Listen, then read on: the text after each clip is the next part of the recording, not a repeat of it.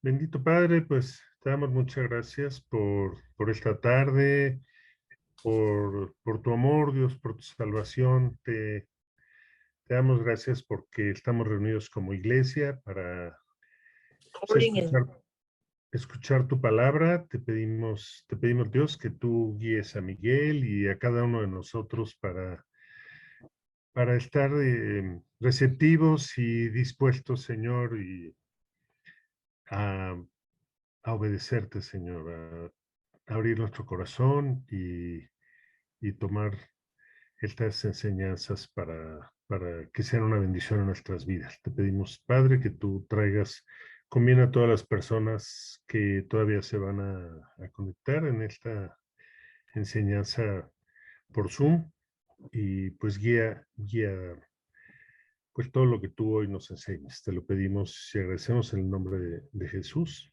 Amén. Amén. Bueno, como estábamos viendo en este estudio, que es precisamente que nos habla de la seguridad de la salvación, de creciendo en santidad, la vez pasada vimos la seguridad verdadera y falsa, ahora vamos a ver la seguridad de la salvación. Nosotros sabemos perfectamente bien que hemos trabajado mucho sobre eso, cuando estudiamos Primera de Juan, cuando estuvimos, bueno, seguro siempre lo repasamos. Sin embargo, vale la pena insistir en este aspecto, y es parte precisamente de este estudio, capítulo 4 de Creciendo en Santidad, el que nosotros tengamos una visión clara de lo que es. Esta visión viene a través del pasaje de Segunda de Pedro 1, del 1 al 11. Y aquí es muy importante y es relevante porque nos proporciona un modelo bíblico para buscar genuinamente a Dios y tener esa seguridad. Muchos de nosotros ya tenemos esa seguridad inequívoca, pero no todos tienen esa seguridad. Entonces Pedro lo abarca desde el principio y en este pasaje pues vamos a ver algunos aspectos que quizá nos ayuden para que no tenga esta seguridad, pueda tenerla o pedirla al Señor. Entonces, vamos a leer de corrido este texto del 1 al 11 y luego ya vamos viendo por fracciones para entender mejor. Simón Pedro, siervo y apóstol de Jesucristo, a los que habéis alcanzado por la justicia de nuestro Dios y Salvador Jesucristo, una fe igualmente preciosa que la nuestra.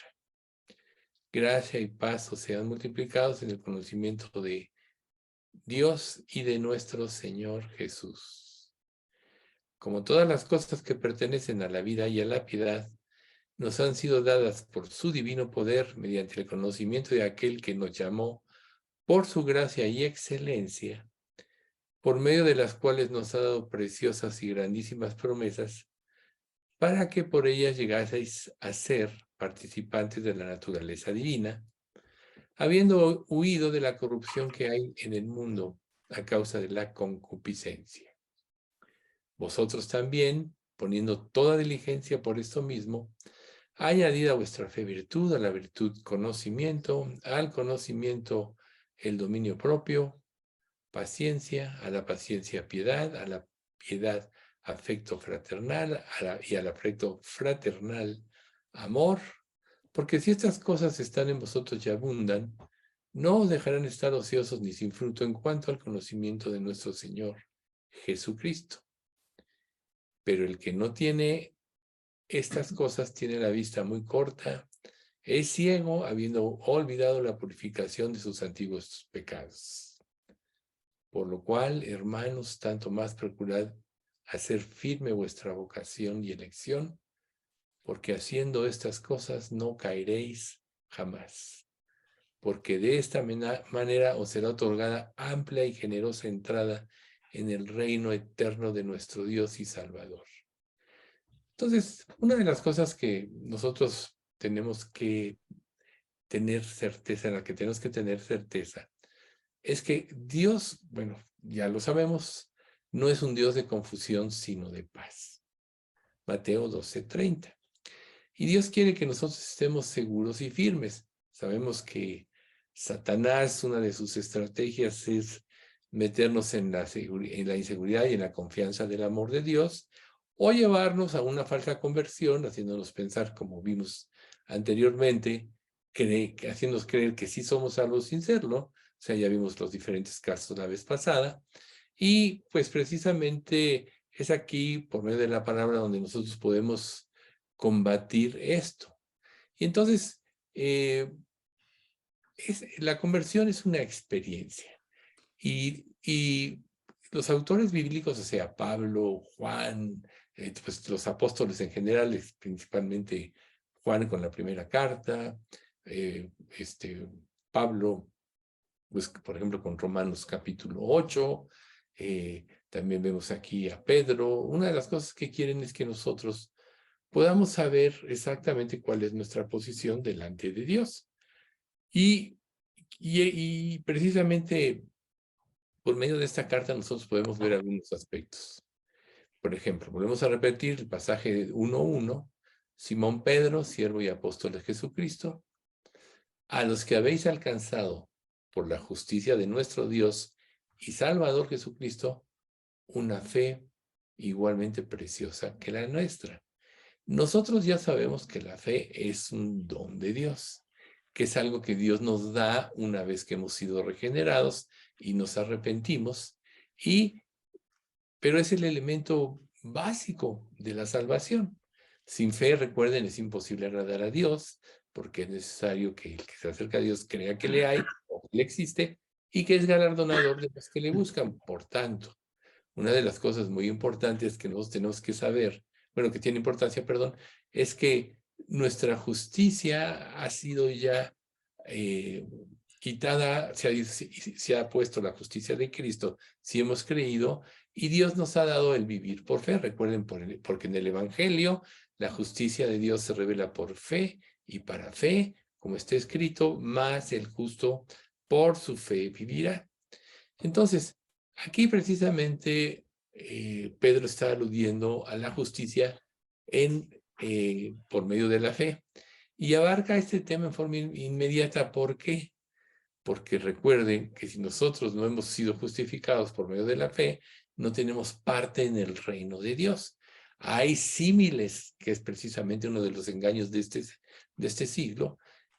Muchas personas piensan que se tienen que esforzarse en la fe, que tienen que hacer algo para merecer, que ya se arrepintieron porque pidieron perdón sin tener una convicción verdadera. Todas esas cosas son falsas y por eso viene la acción del Espíritu Santo. Entonces Pedro, una de las cosas que pide, y ya vamos al versículo 2 al 4, es que podamos tener gracia y paz, que nos sean multiplicadas en el conocimiento de nuestro Señor Jesús. Dice, como todas las cosas que pertenecen a la vida y a la piedad nos han sido dadas por su divino poder, mediante el conocimiento de aquel que nos llamó por su gloria y excelencia, por medio de las cuales nos ha dado preciosas y grandísimas promesas, para que por ellas llegases a ser participantes de la naturaleza divina, habiendo huido de la corrupción que hay en el mundo a causa de la concupiscencia. Si ustedes se dan cuenta, una de las cosas que Dios quiere es derramar su gracia y llevarnos a la paz. Recuerden que Jesús es el ser de paz. Recuerden, la paz es algo que Dios nos da cuando estamos viviendo en armonía con Él. Y Él quiere que entendamos que toda la vida cristiana, todas las obras y todo es dado por su divino poder. Nada hay en nosotros que lo merezca, nada hay en nosotros que lo pueda ganar o adquirir, pero algo sí es muy importante, que tenemos que discernir correctamente el Evangelio de Cristo. Por eso dice, por medio de aquel que os llamó por su gloria y excelencia. O sea, el conocimiento de Cristo, discernir la sangre y el cuerpo de Cristo es algo muy importante. Y es precisamente ahí cuando discernimos todo lo que Él es, lo que Él sufrió, lo que Él hizo, que renunció a ser Dios para hacerse hombre y pagar en sí o tomar nuestro lugar en el juicio por nuestros pecados, es algo que está anclado en esas preciosas y grandísimas promesas que una vez que tenemos la fe y las creemos, llegamos a ser participantes de la naturaleza divina. Y esto nos lleva, que es un punto muy importante, a huir de la corrupción que hay en este mundo a causa de la concupiscencia. Recuerden ustedes, la palabra concupiscencia es apetito desmedido por los deleites carnales. El huir de la corrupción es un cambio de mente. Recuerden lo que veíamos anteriormente, que soy salvo, pero soy pecador también. Y esa es una realidad. Muchas personas se salvan, ven que siguen pecando, aunque ya tienen una convicción muy fuerte, y entran en duda. Y es precisamente porque en el volver a nacer, nosotros tenemos ya el Espíritu Santo que nos da fuerza para vencer el pecado, que nos da convicción para arrepentirnos, que nos ilumina para generar precisamente una visión clara de la voluntad de Dios, y eso es lo que nos rescata de la corrupción que hay en este mundo. Entonces, el hecho de que nosotros seamos ya partícipes de la naturaleza divina, naturalmente nos lleva a rechazar la corrupción de este mundo, a rechazar el pecado, y lo vamos a ir haciendo en forma progresiva en la medida en la que nosotros vayamos siendo perfeccionados en la obediencia y vayamos siendo santificados como hemos venido viendo. Entonces, aquí precisamente se distingue la diferencia entre las obras y los deseos de la carne. Recuerden ustedes que cuando nosotros, que en Gálatas 5, 22, 5 del 17 al 21 se nos muestra claramente lo que son las obras de la carne y vamos a recordarlas, porque el deseo de la carne es contra el espíritu y el del espíritu es contra la carne. Y estos dos se oponen entre sí para que no hagáis lo que quisierais. Aquí vamos a hacer una pausa, lo cual significa que todo creyente entra en una lucha y en presiones inimaginables precisamente para vivir conforme al espíritu o conforme a la carne. Nosotros ya sabemos que la manera de vencer es morir a nuestros deseos, morir a nuestros planes, morir a lo que nos atrae de este mundo para dar paso a hacer la voluntad de Dios. O sea, el Espíritu nos lleva a la obediencia, a la santificación, a la adoración, y nos hace que quitemos los ojos de nosotros mismos, etc.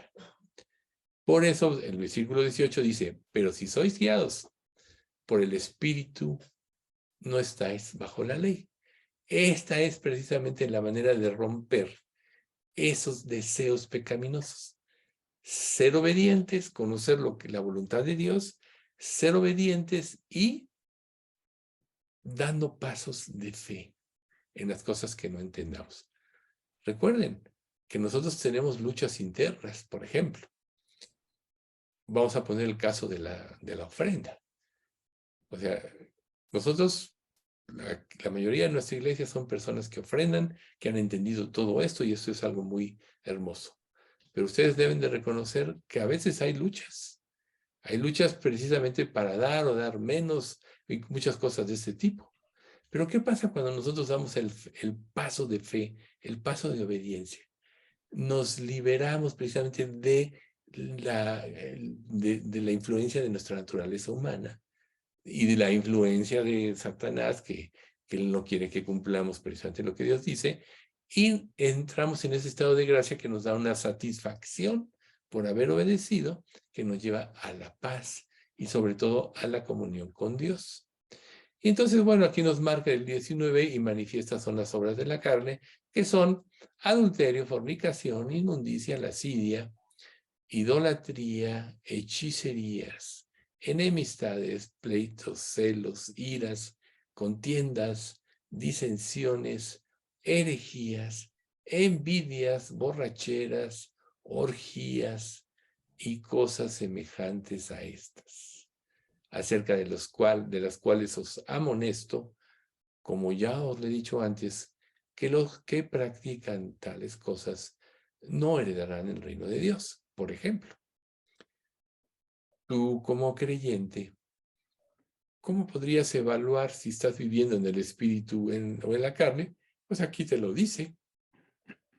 De esta lista amplia que nosotros acabamos de leer, ¿qué cosas de estas todavía hay en tu vida?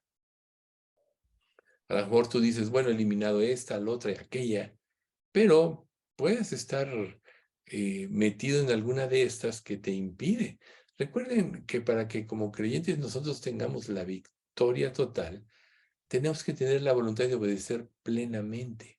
Recuerden, como dice Santiago, cualquiera que guardare toda la ley, pero ofendiere en un punto, se hace culpable de todos. Por tanto, si tú dices, de esta lista, la mayoría no las tengo, pero, por ejemplo, puedo todavía estar en borracheras, ¿verdad? O tener otro tipo de vicios, o puedo ser un envidioso respecto de lo que otros tienen y yo no tengo, aún de los creyentes. Entonces dices, bueno, o sea, yo no voy a herejías, no voy a orgías, pero el hecho de que tú encuadres en alguno de de los elementos de esta lista, te puede dar una idea de qué cosas tienes, por qué cosas tienes que ir a Dios y clamar para que te cambie. Por eso Dios pone una lista tan detallada. Y estas son las obras de la carne. Recuerden, como lo acabamos de ver, el deseo de la carne es contra el espíritu y el del espíritu contra la carne. Y esto sucede para que nosotros, esta lucha sucede para que no hagamos lo que queremos o lo que quisierais, ¿no? Entonces, ahí está la manera de probarnos. Y claramente la conclusión es, os amonesto, como ya os lo he dicho antes, que los que practican tales cosas no heredarán el reino de Dios. Si tú eres esclavo de estas cosas, si no las puedes dejar, entonces tienes que preguntarte si realmente eres salvo. Y es precisamente aquí, en el versículo 5, donde Pedro vuelve ahora su atención al fruto. Vosotros también poniendo toda diligencia por esto mismo, añadida a vuestra fe, virtud. O sea, ¿qué significa una persona diligente? Una persona dispuesta a hacer lo que se le ordena, una persona inclusive que se adelanta a cualquier orden cuando ve una necesidad que se tiene que cubrir o se tiene que cumplir. Eso es la diligencia, una actitud de servicio, una actitud de agradar a Dios, de agradar a los demás en el sentido de ponerlos antes que a uno, como dice la Escritura. Y entonces, precisamente, es donde esta diligencia nos lleva a las obras que Dios preparó de antemano. Por ejemplo, en Santiago 2:17, la fe, si no tiene obras, es muerta en sí misma. Entonces, aquí nos habla de, muchas personas confunden esta parte de Santiago, por ejemplo, con Pablo, que dice, no, drásticamente no es por obra, y vamos a Santiago, y tú dices, muéstrame tu fe sin obras, yo te mostraré por mis obras mi fe, y lo que quiere decir Santiago, que está en perfecta armonía con lo de Pablo, pero dicho de otra manera, es que la evidencia de la salvación son obras, las cuales Dios preparó de antemano para que andemos en ella, que si nosotros decimos que tenemos fe, pero no hacemos nada, no nos movemos, no nos interesan los demás, no nos importa servir, no nos importa agradar a Dios, no estamos viendo el proceso o no anhelamos esa vida de santidad que Dios nos pide, pues quiere decir que estamos muertos, que no hay vida espiritual en nosotros. Entonces, ¿qué es lo que nos une a Cristo? Ya sabemos que tenemos el arrepentimiento que mata nuestro orgullo, pero en realidad lo que nos une a Cristo es la fe. Y nosotros, como ya hemos explicado, sabemos que la fe es un don que viene después del arrepentimiento, que viene, que viene después o antes de que Dios nos regeneró, como ya explicamos en el otro estudio del domingo. Entonces, si Dios nos cambió la mente, nos dio el arrepentimiento, viene la fe, pero lo que salva es la fe. Eso es lo que salva. El creer de una manera inequívoca que Cristo tomó nuestro lugar y estar dispuestos a cambiar nuestra vida. A veces una persona dice, sí, yo creo en Cristo, pero ¿qué pasa si no está dispuesto a morir a sí mismo? No está dispuesto a dejar su vida de pecado. Esa no es una fe pura, esa no es una fe que salva. La verdadera fe es como le pasó a Moisés cuando Dios le pidió sacrificar a su hijo Isaac. Es por hacer la voluntad de Dios, aún morir o estar dispuesto a sacrificar aquello que es lo que más le interesaba. Recuerden que Abraham se quejó con Dios. Oye, pero tú me has dado toda esta riqueza y dices promesa, pero no tengo prole, no tengo hijo que me herede y me va a heredar este mayordomo que tengo. Y entonces le dije, vas a tener un hijo. Entonces, ese hijo que nació más o menos 10 años después, ese hijo se convirtió pues precisamente en el que iba a ser heredero de todas las cosas y como ya Dios le había prometido, iba a ser, a través de esa rama iba a venir el Mesías. Entonces, Dios le pide que lo sacrifique, o sea, le pide prácticamente morir absolutamente a todos sus deseos y a lo que más amaba. Ya sabemos, tuvo que luchar, como lo mencionamos anteriormente en otro estudio, 3 días de camino, pensó, huyo de Dios, me escondo, pero decía, ¿dónde me voy a esconder? Dios es omnipresente. Y si Él me está pidiendo esto y me prometió que iba a hacer sobre él mi descendencia, iba a venir el Mesías, entonces lo puede revivir. Eso concluyó y lo dice Hebreos 11. Y entonces murió. Y cuando Dios vio que su corazón estaba dispuesto sin duda a obedecer, lo paró y le mostró el sustituto, que es aquel becerro atorado en la zarza, que es el tipo de Cristo. El sustituto, fíjense qué importante. Entonces, la verdadera fe implica una muerte a ti mismo. Una muerte a lo que eres, a lo que piensas por dar paso a la voluntad de Dios. Y es el único medio por el cual nosotros estamos unidos a Cristo y es donde recibimos todos los beneficios de nuestra salvación. Entonces aquí, muy importante ver cómo juega un papel tan importante la fe. Por eso dice, añadida a vuestra fe. Ese es el primer paso de este pasaje, ¿sí? Sabemos que la justificación solo confirmando, solo es por fe. Jamás permanece sola, porque la justificación, una de las que somos justificados, produce el amor de Dios, que es un amor condicional, y las buenas obras. Y ya sabemos que esas obras, las verdaderas, son las que Dios preparó. Las obras del árbol bueno que es Cristo, ¿no? El árbol se le conoce por sus frutos, así que el árbol bueno da frutos buenos. El árbol malo, que es nuestra naturaleza humana, da frutos malos. Entonces ahí es donde podemos ver qué es lo que está rigiendo nuestra vida. Si Cristo está rigiendo nuestra vida, obviamente tendremos obras, las obras que Dios preparó, y le glorificaremos y podemos vivir por medio de esa fe verdadera. Pero aquí Pedro, si ustedes observan, añadida a vuestra fe, virtud, ¿sí? Fíjense, me fui al diccionario y vi 3 conceptos interesantes de lo que es la virtud. El primero de ellos es integridad de ánimo y bondad de vida.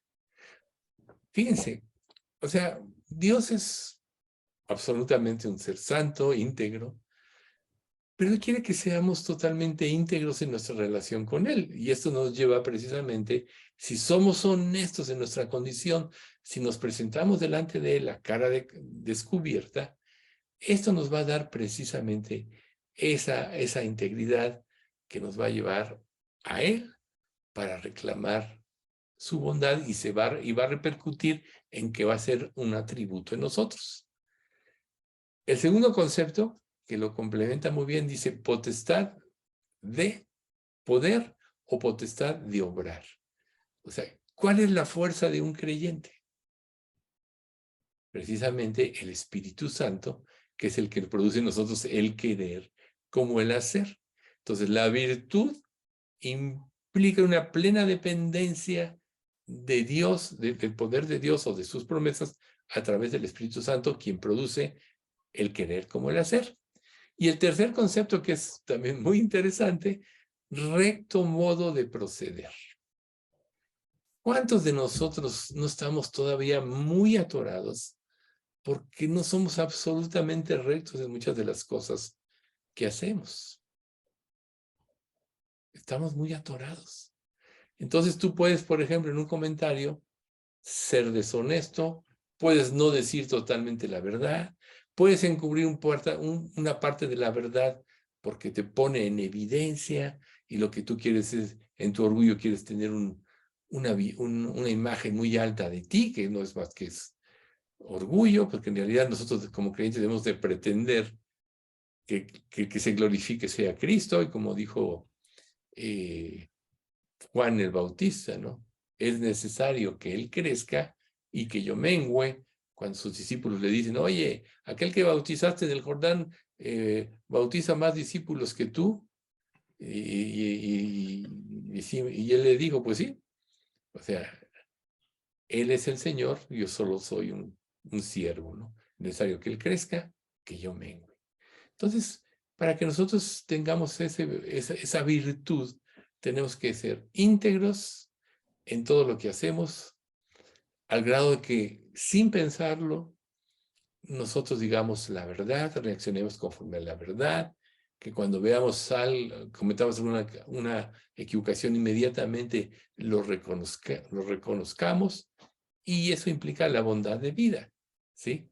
O sea, una persona bondadosa es una persona que siempre quiere el bien de los demás, como es Dios con nosotros, ¿sí? Y la fuerza para cambiar, bueno, ya sabemos, dependencia total de Cristo, y el modo recto es honestidad absoluta. Entonces pregúntate, ¿qué tan honesto eres en tus relaciones interpersonales? Por ejemplo, un creyente que tiene una buena relación con Dios y se abre totalmente con Dios, naturalmente es transparente en su relación con todos los demás creyentes. Un creyente que no se ha arrepentido de todo, que no le quiere ceder cosas en su vida a Dios, no puede abrirse tampoco con los demás creyentes. Entonces su vida va a ser un poco turbia, porque solo va a pretender dar a conocer algunas áreas de su vida que lo puedan poner en alto, que implica orgullo, y va a ocultar aquellas que no están, en las que no está viviendo bien, que significa hipocresía. Entonces, ¿cuántos de nosotros no podemos vivir así? O cuando pecamos y no nos arrepentimos, a lo mejor tú vives una vida recta, pero caes en un pecado y estás luchando ahí con Dios, pues lo ocultas. Imagínate si tú eres un maestro de la Biblia, o eres una persona que quiere dar un testimonio ante los demás, y hay un área de inconstancia en tu vida, y tú pretendes dar una imagen de ti. Imagínate que tú estés dando una enseñanza, un principio de la Biblia, que te pone en evidencia y no te has arrepentido. ¿Qué harías naturalmente cuando esto pasa? Anulas esa parte de la enseñanza o la escondes porque te evidencia. Y ahí estás tergiversando la escritura, te estás saliendo de la verdadera religión y ya te desviaste. ¿Ven ustedes? Por eso el modo, o sea, el hecho de ser íntegros es precisamente algo muy importante que nosotros tenemos que ser en nuestra relación con Dios, y automáticamente lo vamos a hacer con los demás. Si no somos honestos y transparentes con los demás, es porque estamos volteando aquí la cosa para entenderlo mejor, es porque no somos honestos y transparentes con Dios. Y entonces tenemos que trabajar en eso. Porque, ¿qué dice la Escritura en Corintios? Porque donde está el Espíritu de Dios, ahí hay libertad. Entonces, si el Espíritu no está en ti o no está gobernando tu vida porque no vives en obediencia, no hay libertad. Entonces te vas a esconder, no vas a querer compartir con otros creyentes, vas a ser muy hermético en tu vida, ¿no? Hay personas que dicen que tú no debes exponer nada a los demás, o sea, tus problemas, sino solo tus partes de victoria. Pues en un sentido, estás ahí no siendo transparente, y lo único que evidencia es que no estás teniendo esa relación con Dios donde en cada pecado, en cada debilidad, vas a Él o acudes a Él para que te ayude. Pero lo importante es que la fe, añadida a vuestra fe, virtud, y la virtud se convierte en un fruto de la fe. Fíjate, ¿sí? No es una causa de nuestra justificación, sino es un efecto de la justificación. Entonces, tenemos que poner mucha atención que este es el fruto de la vida espiritual, ¿sí? Fe y virtud.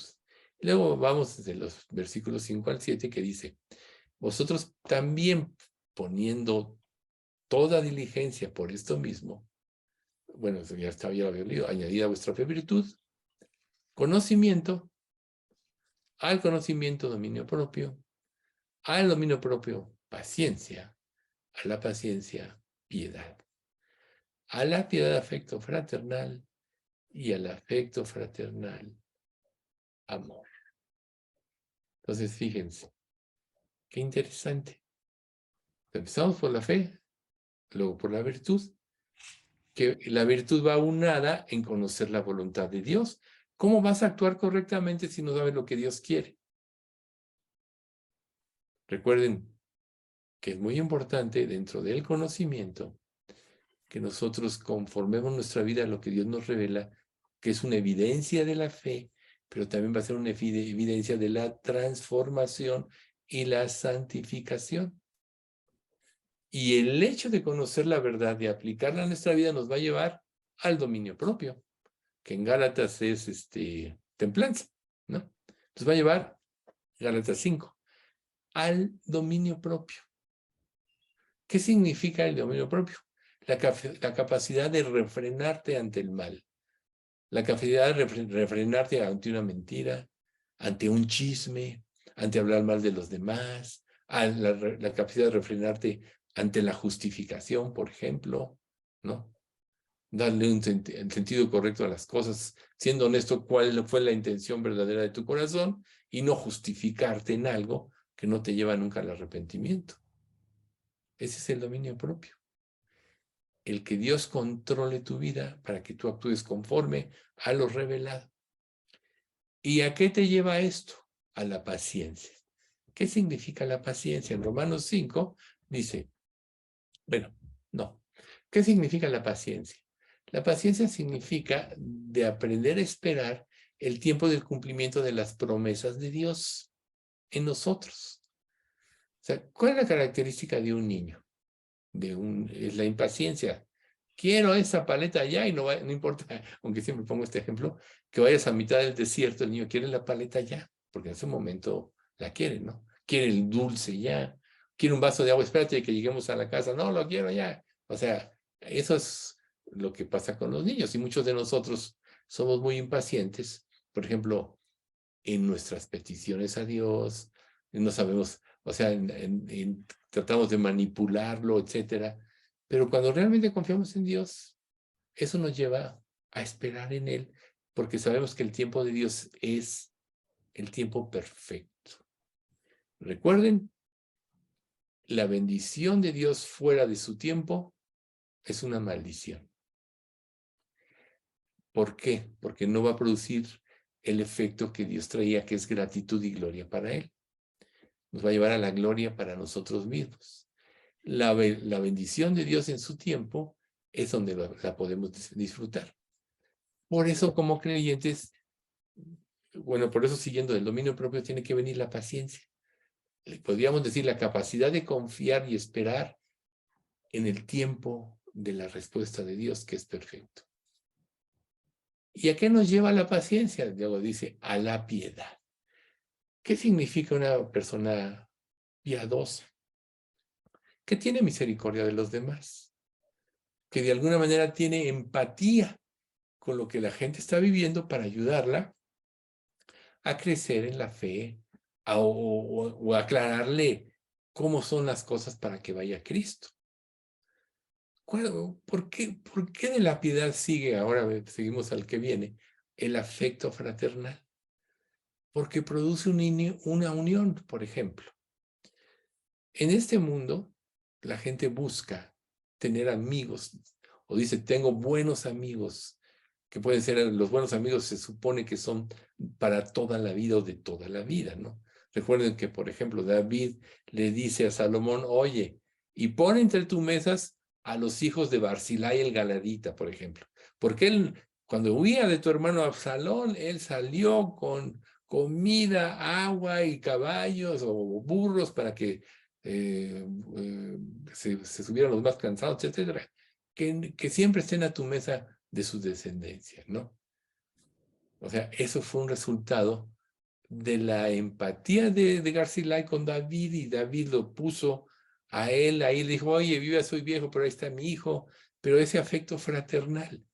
Nosotros en la iglesia, por ejemplo, en nuestra relación con los demás, tenemos que tener confianza, tenemos que querer lo mejor para los demás, tenemos que saber que las pruebas que yo estoy viviendo, a lo mejor otro de mis hermanos en Cristo ya la vivió y me puede ayudar a vencerla. O yo veo que alguien está padeciendo algo, yo ya pasé por eso, voy y lo aliento a que espere, etcétera. Ese es el afecto fraternal. ¿Y qué concluye en qué? Y el afecto fraternal, amor. Recuerden, el que no ama no ha conocido a Dios, porque Dios es amor. Y la característica del verdadero amor es el amor ágape, el amor incondicional, que se debe de dar sin lugar a duda entre todos los hijos de Dios, que resulta de primero amar a Dios y luego del segundo mandamiento, amar a nuestros hermanos, a nuestro prójimo como a nosotros mismos. Y es precisamente esta parte donde nos vamos a enfocar. Y ahí es donde, en el versículo 8 y 9 de segunda de Pedro, capítulo 1, dice, si estas cosas están en vosotros y abundan, no os dejarán estar ociosos ni sin fruto en cuanto al conocimiento de nuestro Señor Jesucristo. Pero el que no tiene estas cosas tiene la vista muy corta, es ciego, habiendo olvidado la purificación de sus antiguos pecados. Lo cual quiere decir que estas características se deben de dar o se dan en todo hijo de Dios. Y que si tú no las tienes o no estás viviendo de acuerdo a esto, quiere decir que no eres salvo. Eres ciego. Has olvidado la purificación, o sea, no está Cristo que te limpió, te lavó y lo has apropiado de tus antiguos pecados. Entonces, cuando nosotros realmente somos diligentes en la búsqueda de la verdad, nos convertimos en individuos virtuosos y piadosos, etcétera, es precisamente donde estamos evidenciando que sí somos salvos, que Dios está en nosotros. Entonces, ¿qué tan honesto eres en tu relación con los demás? ¿Qué tan transparente eres? Reitero, si no eres transparente con Dios, tú no puedes ser honesto y transparente con los demás. Si no eres honesto con Dios, tampoco eres honesto en tu relación con los demás. ¿Cómo puedes entonces vivir o cómo podrías vivir en comunión o ser parte de una iglesia que pretende ser pura y santa, porque es columna y baluarte de la verdad y es el cuerpo de Cristo? Y entonces Pedro pasa a lo siguiente, el 10 y 11. Por lo cual, hermanos, tanto más procurad hacer firme vuestra vocación y elección, porque haciendo estas cosas, virtud, conocimiento, dominio propio, no caeréis jamás, porque de esta manera os será otorgada amplia y generosa entrada en el reino eterno de nuestro Señor y Salvador Jesucristo. Entonces aquí vamos a poner un énfasis en la frase inicial de este pasaje. Por lo cual. Siempre que nosotros nos topemos con una frase como esto, es una alarma, debe ser una alarma en nuestra mente. que indica como una conclusión a lo que se acaba de revelar o a las premisas anteriores, ¿sí? Si en ti hay esto, por lo cual, ¿no? Entonces ahí es donde está haciendo este énfasis Pedro, por lo cual indica una conclusión, reitero, de las premisas anteriores.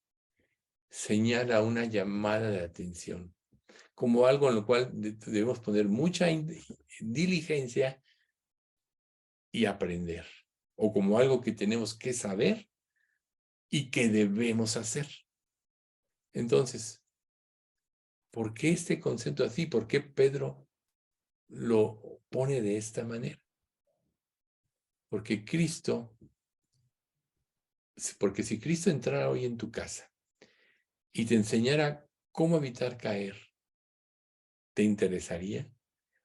Cuando tú lees la Biblia, realmente vas con esa intención, te interesa lo que Dios te va a revelar, porque Jesús es la palabra y Él nos está hablando. Por eso, mirad lo que oís, ¿no? ¿Sí? ¿Estarías dispuesto a hacer lo que Él te enseña y te muestra o te mostrará? Ahí es donde está el punto. Ahí es por donde Pedro está diciendo, por lo cual, ¿qué tan dispuesto estás tú?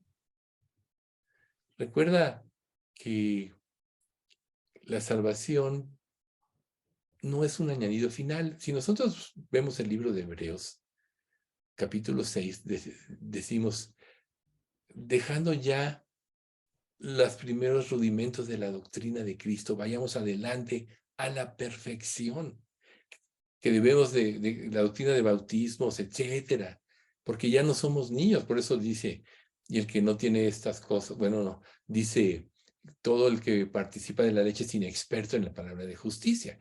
Y entonces ese es el 5. Y el 6 dice, deja todo eso ya atrás porque supone que ya lo superaste. Si estás encauzado en los primeros rudimentos de la doctrina de Cristo, a lo mejor es que no has entendido y no eres salvo, estás ahí atorado. O si eres salvo, como ya veíamos, hay personas que son salvas y no lo saben, no has querido crecer, no has querido someter tu vida a Dios. Por tanto, cuando Dios te dice, por lo cual, tienes que preguntarte si realmente estás dispuesto a hacer lo que Dios te muestra en tu vida. Porque en el cristianismo es fundamental el crecimiento espiritual. Recuerda la cuesta en patines que siempre ponemos como ejemplo. Tú vas a ir avanzando en ella mientras estés caminando, subiendo. Pero si te paras, no te quedas ahí, luego si regresas sigues avanzando. Si paras, te regresas. Caes en espiral descendente. Y Dios quiere que vayamos siempre en la espiral ascendente, que es lo que implica el verdadero crecimiento espiritual.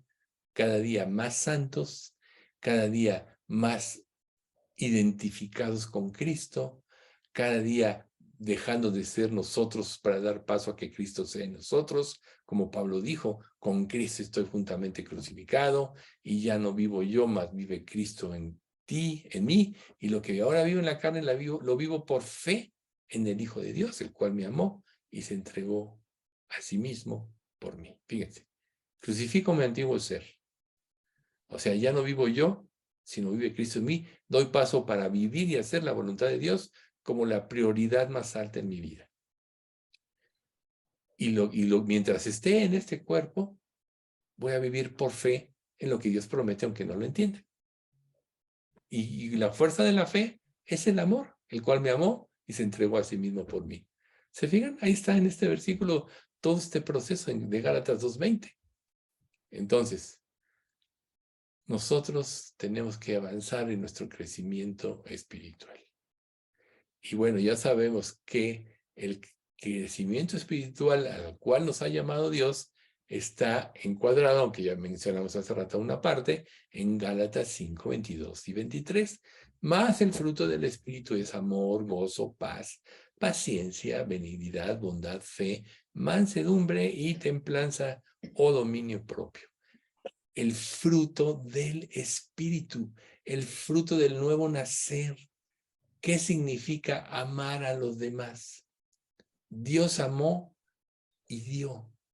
Darte al servicio verdadero, trabajar para el bien de los demás, aunque vaya en contra de tus intereses. Por ejemplo, en el Salmo 15, Jehová, ¿quién habitará en tu tabernáculo? ¿O quién morará en tu monte santo? El que anda en integridad y hace justicia y habla verdad en su corazón. El que no calumnia con su lengua, ni hace mal a su prójimo, ni admite reproche alguno contra su vecino. El que aún jurando en daño suyo, no por eso cambia. Quien su dinero no dio a usura, ni contra el inocente admitió cohecho. El que hace estas cosas no resbalará jamás. Ahí está el Salmo 15. ¿Quién habitará en tu tabernáculo? El que anda en integridad y hace justicia y habla verdad en su corazón. ¿Ves? Es parte de las virtudes que Dios nos da. Y aquí en Gálatas está encuadrado todo eso. Y Dios nos ha llamado a esmerarnos. Recuerden, la fe, sin obras está muerto, yo te mostraré mi fe por mis obras, como dice Santiago. Entonces, esmerarte es precisamente anhelar y esforzarnos en la gracia, como dice Pablo a Timoteo, para que Cristo sea formado en nosotros, para que seamos obedientes, para que le glorifiquemos. Entonces, Dios quiere que a través de esto nuestra elección sea segura y vivamos seguro. O sea, Dios no quiere que vivamos inseguros, pero Dios sí quiere que seamos diligentes. Y esto es lo que nos está aconsejando Pedro. Sean diligentes para provocar o efectuar su elección. O sea, si por alguien has de decidir, decide por Cristo. En cualquier disyuntiva que te encuentres sobre cualquier acción o decisión que tengas que tomar, decide por Cristo y por sus principios. No veas las circunstancias, sino vive por fe. Las circunstancias siempre son adversas porque veremos el mal que se avecina. Pero la fe mueve montañas. La fe puede cambiar reinos, etc. Como Israel, que con unos pocos destruyó ejércitos extranjeros, ¿no? Uno perseguía a 10,000, según decía la palabra, hizo la palabra, pero cuando dejaron de vivir para Dios, 10,000 perseguían a toda la nación. Y pues eran vulnerados, ¿no? Entonces, Dios quiere que seamos diligentes para provocar o efectuar nuestra elección a favor de Dios. Quiere que confirmes lo que ya en tu vida ha sucedido. O sea, si estas cosas están en vosotros y abundan, no os dejarán estar ociosos ni sin fruto en cuanto al conocimiento de nuestro Señor y Salvador Jesucristo. ¿Ves? Dios quiere que tengamos la seguridad que nos hallamos entre los verdaderamente escogidos. No debemos de dar por sentado que nuestra elección signifique algo a la fuerza, porque si Dios no nos llama, no hay nada. Pero si queremos aplicar nuestros términos por sobre los términos de Dios, ¿qué nos estamos volviendo? Arrogantes. ¿Por qué? Porque le está diciendo a Dios, mis términos son mejores que los tuyos. Y eso es arrogancia. Eso no te va a llevar a la salvación, ni a que haya en ti ningún fruto espiritual.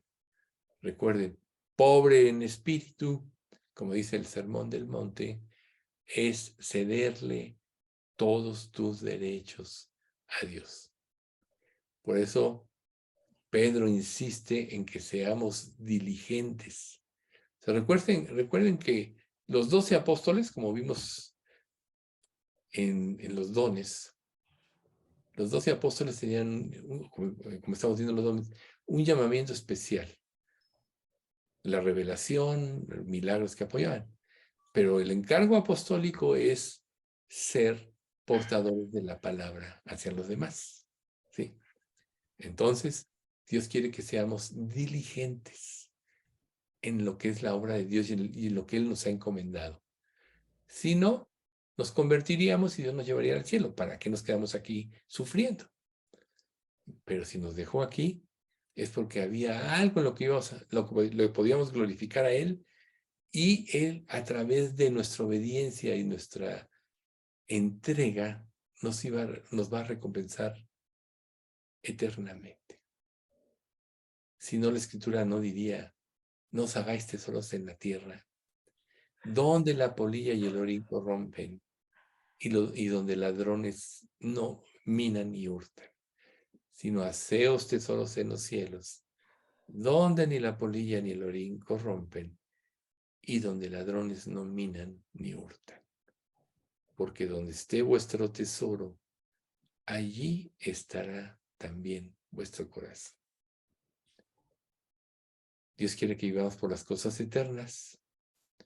Entonces tú te puedes preguntarte: ¿dónde está tu tesoro? Recuerden que como dijo Job, sin nada viene este mundo, o sin nada venido este mundo, y sin duda nada nos llevaremos. Entonces, ¿por qué dar nuestra vida por lo temporal y por todo lo que va a ser destruido?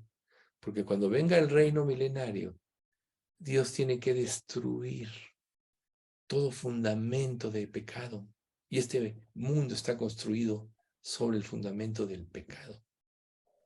Por eso es que en el juicio final, llega ese terremoto donde todo es destruido, todas las ciudades caen, las islas son removidas de su lugar, todo queda destruido para que podamos nosotros entrar a reinar con Cristo y sembremos bases diferentes. Por eso va a ser tan hermoso el reino milenario, y todavía mejor después el reino eterno. Por lo cual, para que la palabra de Dios pueda tener ese efecto poderoso en nuestra vida, tiene que ser destruido todo aquello que hay en nuestra vida que tiene relación con el pecado. Y entonces, la seguridad de la salvación estriba sencillamente en añorarla, en implorarla, procurarla en oración y súplica. Una vez que tú tienes esa seguridad porque el Espíritu te lo confirme, entonces ya puedes estar seguro que eres salvo. Pero recuerda, esto no se convierte en una obligación porque tú tengas muchos años que te dices que eres creyente o porque asistes a la iglesia, etc., sino en un añoro de tu corazón, una esperanza en que Dios te ama y realmente quiere salvarte. Esa seguridad obviamente te lo va a dar el Espíritu Santo. Pero el fundamento de todo ello está en el caminar cristiano, esto es, en la obediencia. Así que si tú no tienes realmente esta seguridad en estos términos que estamos aquí mencionando, ¿cómo lo puedes solucionar? Sabemos que Dios es el llamado y todo lo que ya sabemos. Pero pídele a Dios que te lo confirme. A veces le pedimos por muchas cosas, quizás sin ser salvos, pero si Dios no es un Dios de confusión, sino de paz, y le dices que te lo confirme, Él te lo va a confirmar de manera inequívoca. Y el día que lo haga, nadie te va a quitar esa seguridad, porque vas a tener a Dios dentro de ti, que es el sello del Espíritu Santo, y serás salvo. Si no, no diría Romanos 8:16, el Espíritu mismo da testimonio a nuestro espíritu de que somos hijos de Dios. Entonces, Dios quiere que descansemos en la verdad. Quiere que descansemos sabiendo que ya estamos reconciliados con Dios, que tenemos paz con Él. Por ejemplo, ¿cómo es tu relación con Dios? ¿Vas a Él con añoro, con esperanza, con gusto? Ya no se te hace corto el tiempo para llegar a tu tiempo devocional, y horas quieres estar tiempo con Él. Pero lo más importante es que sepamos que podemos acceder a su presencia. Recuerden lo que dijo Jesús en Juan 17. Quiero que donde yo estoy, ellos también estén. ¿Y ahorita dónde está Cristo? En su presencia.